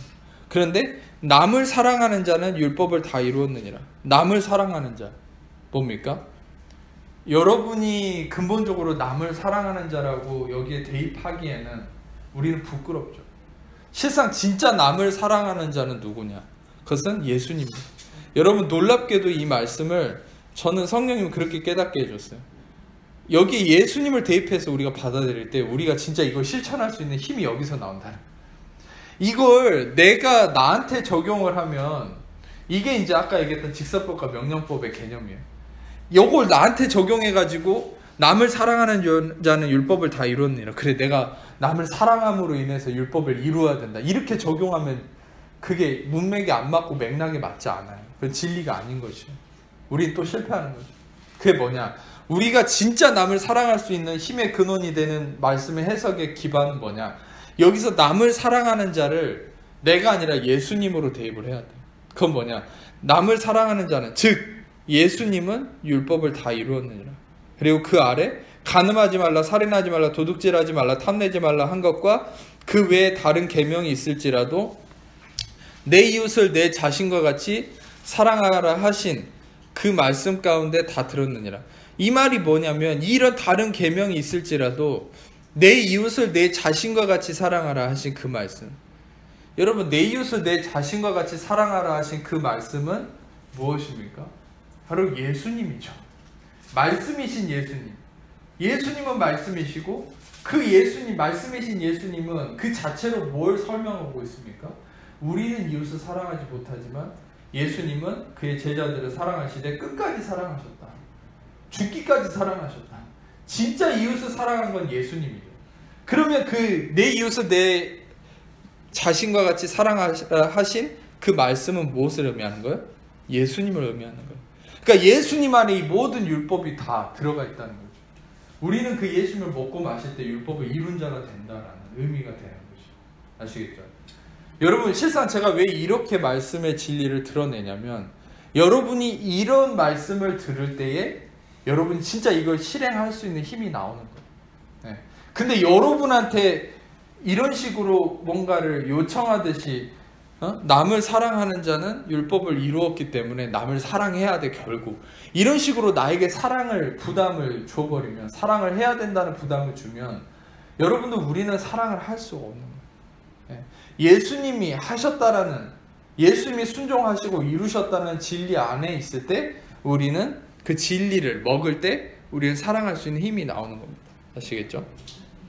그래서 여기에 대한 말씀들이 조금 더 있는데 마태복음 5장 17절에서 20절까지인데 일단 눈으로만 좀 확인을 해보겠습니다. 방금 좀 모르시는 분들이 있을 수 있어서 또 아시는 분들도 다시 설명을 좀 들을 필요가 있으니까. 예. 예수님께서 뭐라 하셨죠? 율법이나 선지라 폐하러 온 줄로 생각하지 말고 폐하러 온 것이 아니라 완전하게 하려 하셨다. 진실로 너희에게 이르노니 천지가 없어지기 전에 율법의 1.1획도 결코 없어지지 않고 다 이룬다. 그리고 중요한 것은 19절을 보면은 이 계명 중 지극히 작은 것 하나라도 버리고 이게 하여튼간 이 계명 모든 걸 예수님이 다 이루시겠다고 얘기한 거죠. 근데 20절을 보세요. 20절을 보면 이 말씀을 좀 어려워하시는 분들을 위해서 제가 이제 이거를 좀 준비를 했는데, 내가 너에게 이르노니 너희의 의가 서기관과 바리새인보다 더 낫지 못하면 결국 천국에 들어가지 못. 표면적으로 보면 서기관과 바리새인보다 더 율법을 잘 지키라고 하는 것처럼 보이는데, 그러면 이거는 굉장히 오류가 나는 거죠. 우리 서기관과 바리새인보다 더 율법을 잘 지키라고 하는 게 하나님 예수님의 뜻이겠습니까? 아니죠. 서기관과 바리새인들은 그들이 자기가 율법을 지킨 자기의 의로 나아가려고 했지만, 우리가 서기관과 바리새인보다 더 나은 의가 있다면 그건 뭐겠어요? 우리가 지키려고 하는 의가 아니라 예수 그리스도의 의죠. 이 말은 뭡니까? 너희가 나의 의로 옷 입지 않으면 천국에 들어갈 수 없다는 거예요. 자, 이건 우리의 구원과 연관된 거죠. 우리가 오직 예수 그리스도의 의로 거듭날 때만 구원받고 천국에 간다는 거예요. 우리가 율법을 지켜서 뭔가 죄를 하나도 안 지어서 천국에 가는 게 아니라 그리스도의 죄사함에 속죄함을 믿고 그분의 의를 덧입을, 그분의 의로 옷 입을 때 그분의 의로만 천국에 들어갈 수 있다. 할렐루야. 그러니까 복음서를 통해서도 명확하게 예수님이 이걸 얘기하시죠. 그리고 예수님이 명확하게 얘기하신 것은 율법은 예수님만이 완성할 수 있다. 로마서 10장 4절 같이 로마서 10장 4절 말씀 같이 읽겠습니다. 시작. 그리스도는 모든 믿는 자에게 의를 이루기 위하여 율법의 마침이 되시니라. 예, 그리스도는 모든 믿는 자에게 의를 이루시기 위하여 율법의 마침이 되셨다. 예, 그리스도는 의를 어떻게 우리에게 이루셨습니까? 고린도후서 5장 21절에 하나님이 죄를 알지도 못하신 이를 죄로 삼으신 것은 우리로 하여금 그 안에서 하나님의 의가 되게 하려 하십니다. 그러니까 여러분, 우리가 하나님의 의가 되기 위해서 예수님이 죄가 되셨다. 다시 말하면 예수님이 죄가 되셔서 우리가 의가 되었다. 여러분, 그리고 중요한 것은 그 우리에게 의를 이루기 위해서 율법의 마침이 되셨다. 그리스도가 죄가 되심으로 십자가를 통해서 율법의 마침을 이루셨다. 골로새서 2장 14절 15절 맨날 설명하죠. 우리를 거스르고 불리하게 하는 법조문으로 쓴 증서를, 우리를 거스르고 불리하게 하는 법조문으로 쓴 증서는 뭡니까? 율법과 계명이죠. 우리를 정죄하고 범죄하게 하는, 우리를 거스르고 불리하게 하는 법조문으로 쓴 증서를 지우시고 제하시고 십자가에 못 박으사 통치자들과 권세들을 무력화하고 드러내어 구경거리로 삼으시고 십자가로 그들을 이기셨느니라. 아멘. 십자가로 이기셨다. 다시 말하면 율법의 마침이 되셨다. 죄를 속량하셨다. 다 어떤 면에서는 연관된 진리죠. 그리고 여러분, 왜 율법을 십자가에 못 박아버리는 게 십자가로 마귀를, 통치자들과 권세자들이 이 마귀를 물리친 게 되는 겁니까? 왜 그게 십자가로 이긴 사건이 되는 겁니까? 율법을 못 박은 게? 그것은 여러분이 전에도 고린도전서 15장 56절을 설명했잖아요. 사망이 쏘는 것은 죄고 죄의 권능은 율법이다. 사망이 쏘는 것은 죄라는 건 비유적으로 시적으로 표현한 거지만, 죄는 사망을 가져오고 그 죄는 어디서 왔냐? 율법이 가져왔다. 율법이 온 것은 범죄를 더하게 하려 합니다. 다시 말하면 죄는 율법 때문에 오는 거다. 여러분이 율법을 취한다면 죄를 더 짓는 삶을 사는 거예요. 그런데 여러분이 율법을 떠난다면 죄를 다스리는 삶을 사는 거죠. 로마서 6장 14절에 얘기한 것처럼 죄가 너희를 주장하지 못하리. 이는 너희가 법 아래 있지 않고 은혜 아래 있습니다. 우리가 법 아래 있지 않고 은혜 아래 있을 때 죄가 우리를 주장하지 못해요. 근데 법 아래 있으면 죄가 주장해요. 왜? 율법은, 죄의 권능은 율법이라 했으니까. 그러면 마귀는 뭘 가지고 역사하겠습니까? 율법을 가지고 역사하죠. 마귀가 율법을 가지고 역사. 그러니까 설교자들 중에 율법을 얘기하신 분들이 있으면 마귀한테 쓰임받는 거예요. 아무리 그럴듯하게 얘기한다 해도. 아, 목사님 어떻게 그런 얘기를 할 수 있습니까? 그런 얘기 할 수 있어요. 그게 성경적인 제가 누구를 미워해서 그런 게 아니에요. 진짜 여러분이 판단해 보세요. 마귀는 율법을 가지고 죄를 일으키고 역사하는데 그 율법을 강조하는 사람이 있다면 그 사람은 마귀한테 쓰임받는 거예요. 아시겠죠? 율법은 예수님이 마치셨어요. 예. 사람한테 행위를 강조하는 것도 똑같아요. 행위도 율법이에요. 율법에 갇히는 건 623개 계명과 율법만 얘기한 게 아니라 행위로 사람, 아까 얘기했잖아요. 제가 율법이라는 거 꼭 어떤 계명과 명시된 성문화된 그런 것만 얘기하는 게 아니라, 예를 들어서 아까도 얘기했잖아요.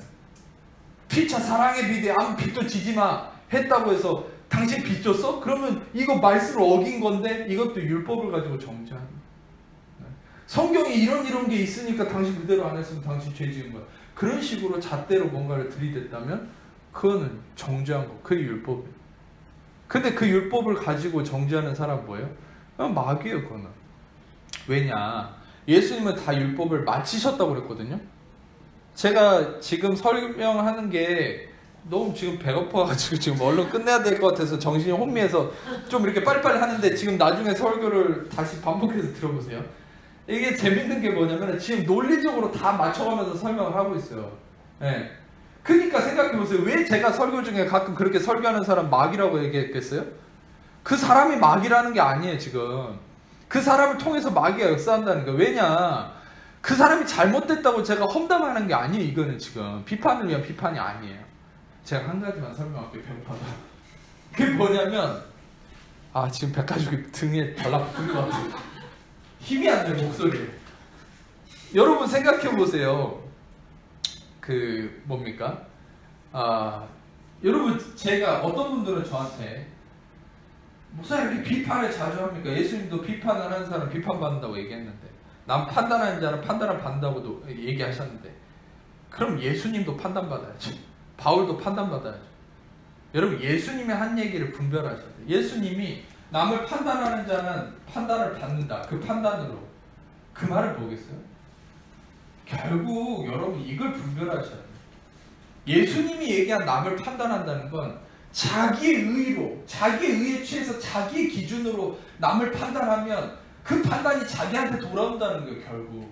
근데 예수님이 판단하고 바울이 비판하는 건 뭡니까? 심지어 요한도 요한 일서를 통해서 영지주의자 이단들 엄청 비판했대요. 선지자들도 엄청나게 비판하고. 그건 뭡니까? 그거는 판단받는 비판이 아니죠. 왜?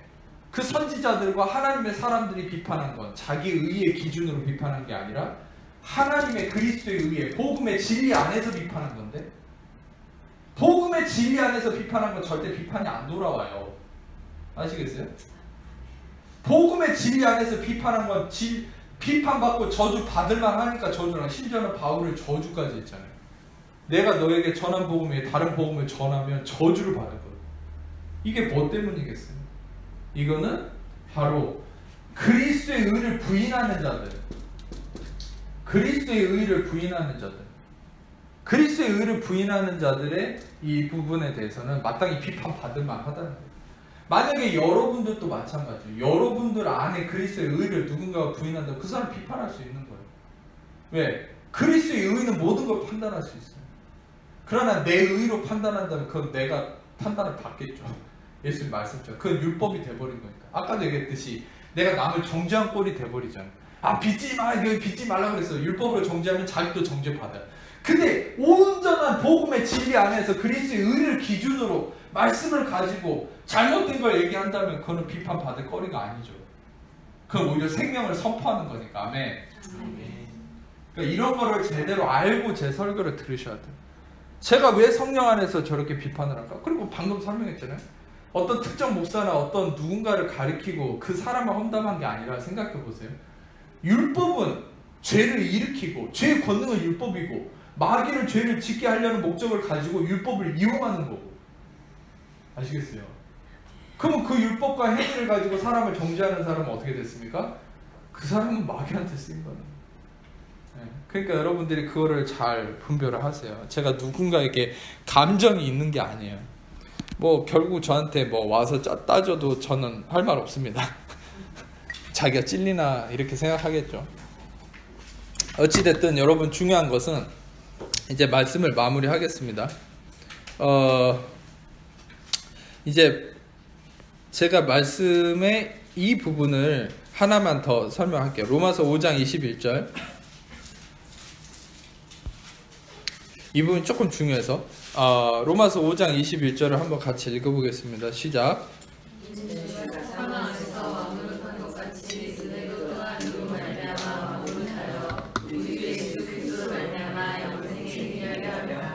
예. 그 뭡니까? 여기서 이 문구를 전에 5장 강의할 때 설명을 했죠. 죄의 결과는 사망이고 은혜의 결과는 의로움이다. 이게 이 21절의 해석을 말씀드렸어요. 다시 한번 설명해드리면, 조금 어렵게 쓰여 있으니까 설명을 해드리면, 죄의 결과는 사망이고 은혜의 결과는 의로움이다. 그러면 여러분, 그리스도는 모든 믿는 자에게 의를 이루시기 위해서 율법의 마침이 되죠. 다시 말해 율법의 이 대입을 해보세요. 의를 이루시기 위해서 율법의 마침이 되셨다는 거예요. 은혜의 결과가 의로움이니까, 다시 말하면 율법의 마침이 은혜라는 거죠. 네. 은혜가 와서 율법의 마침이 이루어졌다는 거예요. 여러분이 율법을 마치는 게 아니라 은혜가 오셔서 예수님이 율법의 마침을 이루셨다. 율법의 마침이 이루어졌다는 건 여러분이 은혜 아래 있다는 거죠. 할렐루야. 네. 그래서 로마서 8장 3절에서 4절 말씀, 로마서 8장 3절에서 4절 같이 읽어보겠습니다. 시작. 율법이 육신으로 말미암아 연약하다 할 수 없는 그것은 하나님은 하시나니 그 죄로 말미암아 자기 아들을 죄에 있는 육신의 모양으로 내어 육신의 죄를 정하사 육신을 하지 않고 그 영을 따라 행하는 우리에게 율법의 의무가 이루어지게 하려 하십니다. 이 말씀이 너무 중요한 말씀인데, 첫 번째 설명할 건 율법이 육신으로 말미암아 연약해서, 이 말은 육신이 연약하다는 게 아니에요. 율법이 연약하다는 거예요. 그 히브리서에서도 7장에 뭐라 했냐면, 율법은 계명은 연약하고 무익하다라고 표현을 하죠. 그러니까 그것과 연관돼서 다시 말해 히브리서 7장 18절에 있어요. 연약하다, 아스테네오라는 헬라어를 써서 히브리서 7장과 동일하게 이 로마서 8장 3절은 율법이 연약하다고 얘기했어요. 왜 연약하다고 했을까요? 율법은 거룩한 하나님의 법인데 왜 연약할까요? 은혜는 우리를 구원합니다. 근데 율법은 우리를 구원하지 못해요. 그러니까 연약하다. 그래서 은혜이신 예수 그리스도는 우리를 구원하실 수 있는 가장 큰 능력이라는 거예요. 아멘. 은혜이신 예수님을 붙잡겠습니까? 여러분, 구원도 못하는 율법을 붙잡겠습니까?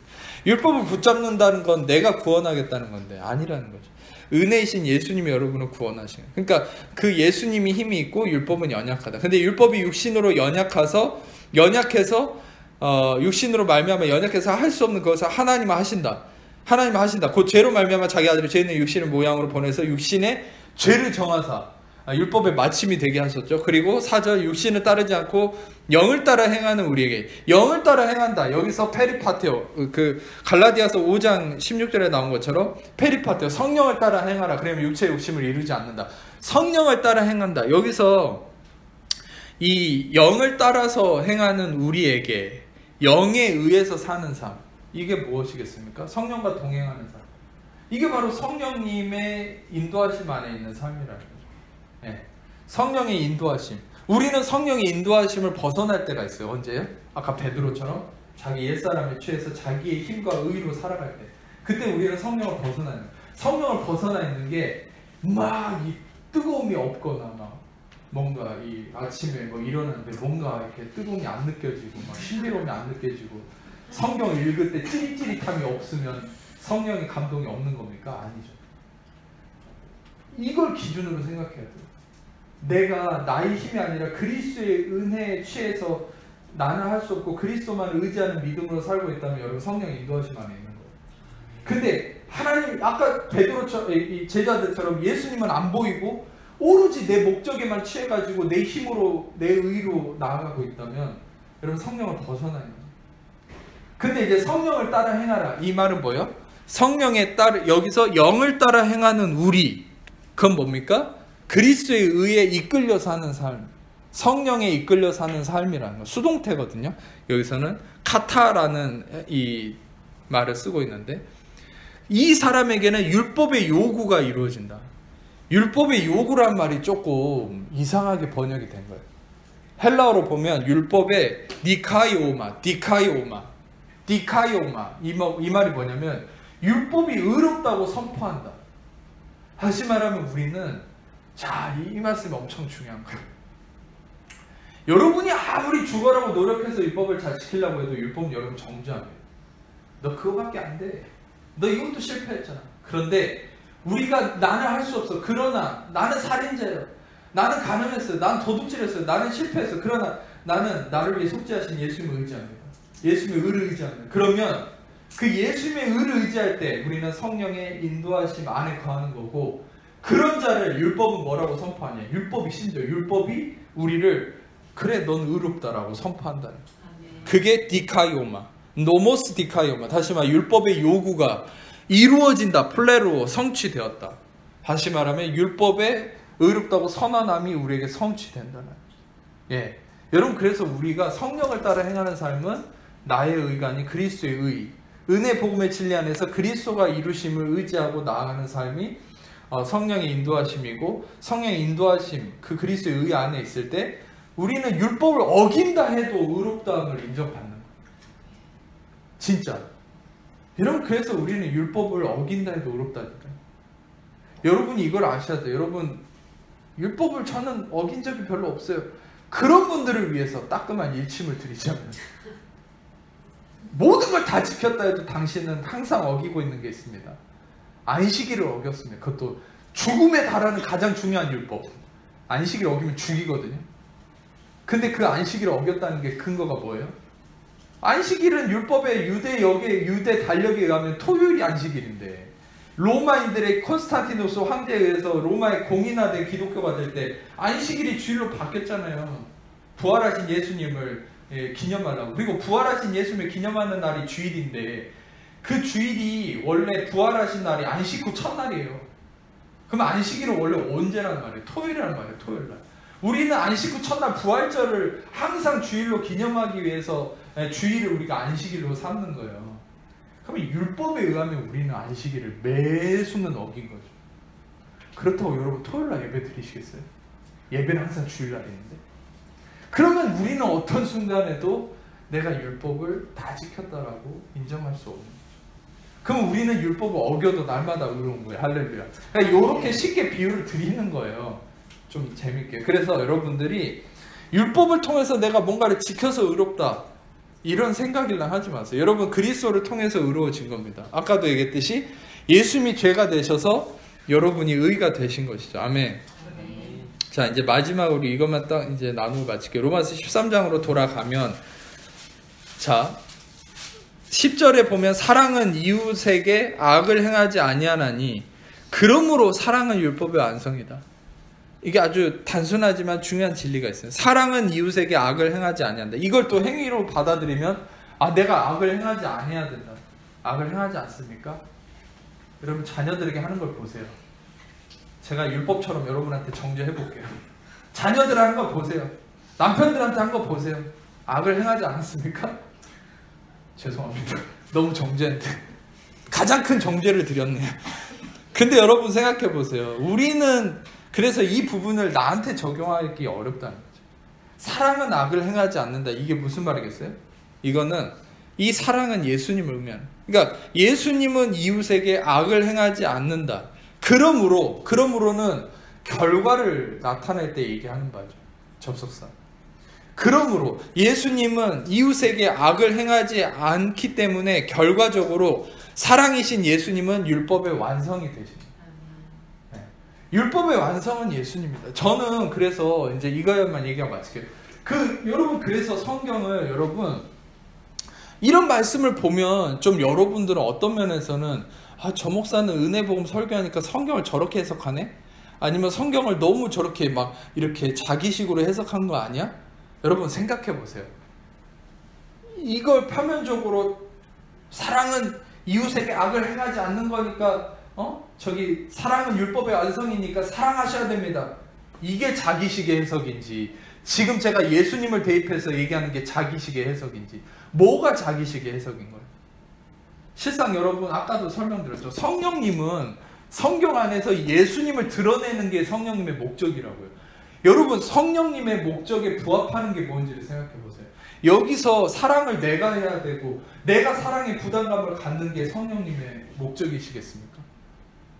성령님의 목적은 예수님을 드러내는 건데, 여기서 사랑을 내가 해야 된다면 내가 드러나는 건데, 나한테 강조하는 거고.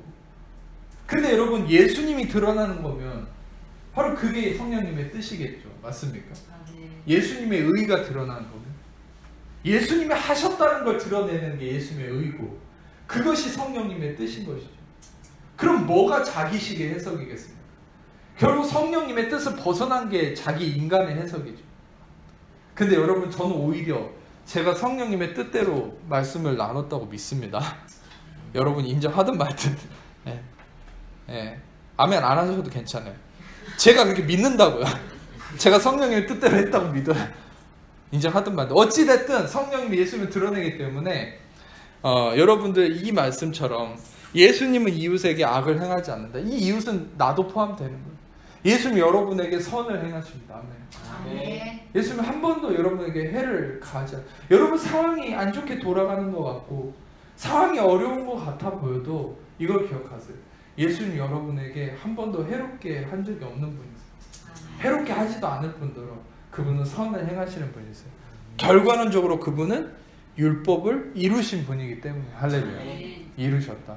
그래서 여러분들 이 사랑의 완성이신 온전한 모든 것의 사랑의 근본이신 예수님을 날마다 내 안에 발견하고 그 예수님의 사랑을 먹고 누리고 그럴 때 여러분이 진짜 사랑을 말할 수 있는 자가 되는 거예요. 이게 지금 성령님 떠올려 주셔서 요것만 딱 이거 마칠게요. 여러분 아까 베드로가 사랑에 실패했죠. 하나님의 사랑, 자기가 하나님을 예수님을 배신하지 않고 끝까지 함께하겠다, 죽기까지 함께하겠다 했는데 배신하고 떠나서 자기가 하나님을 사랑하려는 게 실패했잖아요.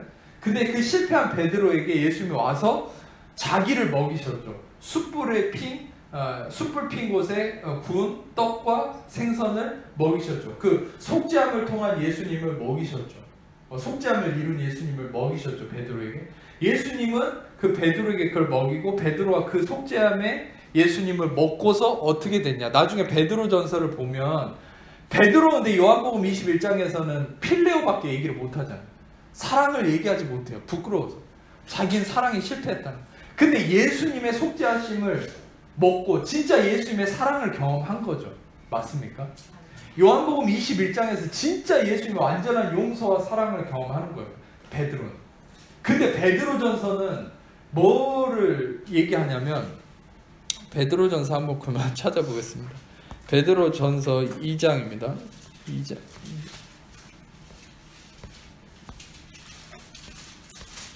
1장이네요. 1장. 죄송합니다. 네. 8절, 1장 8절 같이 읽어보겠습니다. 시작. 너희가 보지 못하였으나 사랑하노라. 그래도 보지 못하나 믿고 말할 수 없는 영광에서 주소로 기뻐하니. 중요한 거는 여러분 이제 우리가 베드로는 필레오밖에 말을 못했잖아요. 근데 그 상황에서 베드로는 하나님의 사랑, 예수님의 값없는 사랑, 용서하심의 사랑, 진전한 완전한 속죄의 사랑을 은혜 복음을 경험하고 어떻게 바뀝니까? 이 베드로전서는 베드로가 완전히 또 성령 충만해지고 성령 충만하고 나서도 이후에 율법적 관점이 있었지만 바울을 통해서 은혜 복음을 베드로는 배웠어요. 은혜 복음을 베드로도 깨닫고 나서 베드로가 진정한 하나님의 어떤 은혜 진리 안에 이르렀을 때 뭘 고백합니까? 이제는 이 아가파오라는 사랑을 고백하는 거예요. 베드로는 요한복음 21장에서는 필레오밖에 얘기하지 못했지만 여기서는 이 사랑은 아가파오라는 헬라어를 쓰고 있어요. 베드로는 여기서 비로소 아가파오로 얘기할 수 있는 거예요. 여러분 우리는 진짜 하나님의 은혜 복음이신 예수 그리스도의 사랑을 완전한 용서하심을 완전한 의롭다 하심을 경험할 때 우리는 그때 남에게 사랑을 얘기할 수 있는 거예요. 아멘. 여러분 생각해 보세요. 우리가 아무리 사랑하려고 해도 우리 안에 이 온전한 은혜 복음에 완전한 용서하심 누구든지 죄 없는 자가 돌로 치라. 그러나 나도 너를 정죄하지 않으니까 죄짓지 마라. 정죄하지 않음의 진리, 완전한 용서하심, 완전한 나를 의롭다 하심의 이 완전한 예수님의 사랑을 여러분이 경험할 때 그 사랑을 여러분이 흘려보낼 수 있다는 것이죠. 여러분 그런 은혜가 여러분 안에 넘치시기를 축복합니다. 기도하겠습니다. 하나님 귀한 말씀을 통해서 우리에게 온전한 하나님의 사랑의 진리를 깨닫게 하시고 그 사랑이 또한 나의 어떤 하나님을 사랑함과 나의 이웃을 사랑함의 노력이 아니라 그리스도가 십자가를 통해 완전한 속죄하심의 사랑, 화목제물이 되심으로 인한 속량의 사랑, 또 하나님이 나를 그리스도를 통해 먼저 사랑하신 그 사랑임을 또 깨닫고 그 은혜 복음 안에서 완전한 용서와 의롭다 하심을 경험할 때 우리를 통해 그 사랑이 흘러갈 걸 믿습니다. 그런 은혜의 진리가 날마다 우리 성도님들 안에 흘러 넘쳐나게 하여 주옵소서. 감사드리며